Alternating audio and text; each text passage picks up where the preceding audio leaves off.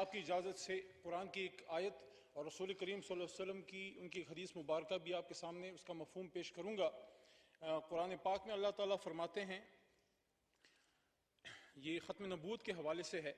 کہ ما کان محمد ابا احد من رجالکم ولکن رسول اللہ وخاتم النبیین وکان اللہ بکل شیء علیما۔ ترجمہ اس کا یہ ہے جناب چیئرمین صاحب امجد نیازی صاحب، یہ آپ کے لیے بھی اعزاز ہے، ہمارے لیے بھی اعزاز ہے کہ آپ چیئر پہ بیٹھے ہیں اور یہ تاریخی کام ہم سے اس ایوان سے اللہ ایک بار پھر لے رہا ہے کہ محمد is not the father of any of your men, but he is the messenger of Allah and last of the prophets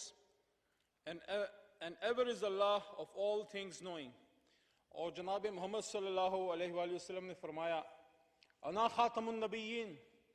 لا نبی بعدہ، میں آخری نبی ہوں، میرے بعد کوئی نبی نہیں۔ اور یہ ایک بار پھر اس ایوان کو یہ اعزاز حاصل ہے کہ آج سے بہت سال پہلے جو شاید ہم پیدا نہیں ہوئے تھے، ذوالفقار علی بھٹو صاحب کے دور میں جب ایک آئین کا حصہ بنایا گیا کہ جو کوئی رسول کریم صلی اللہ علیہ وآلہ وسلم کو آخری نبی نہیں مانتا وہ مسلمان ہی نہیں، اور اس بنا پہ قادیانی جو تھے ان کو نان مسلم ڈکلیئر کیا گیا۔ تو یہ جو ان کی ایک تجویز آج آئی ہے اس کو میں پڑھ دیتا ہوں ایک جوائنٹ ریزولوشن کی شکل میں، پھر میں سب کے سامنے پیش کرتا ہوں۔ آپ مجھے امید ہے انشاءاللہ جوائنٹلی پاس ہوگا، اور اس میں تمام پاکستان پیپلز پارٹی، پاکستان تحریک انصاف، مسلم لیگ نواز اور بھی جتنے ہمارے دوست یہاں موجود ہیں سب کی طرف سے اس کو میں سمجھتا ہوں کہ پاس کر لیا جائے گا۔ کہ جوائنٹ ریزولوشن یہ ہے کہ جناب اسپیکر، یہ ایوان حکومت وقت سے مطالبہ کرتا ہے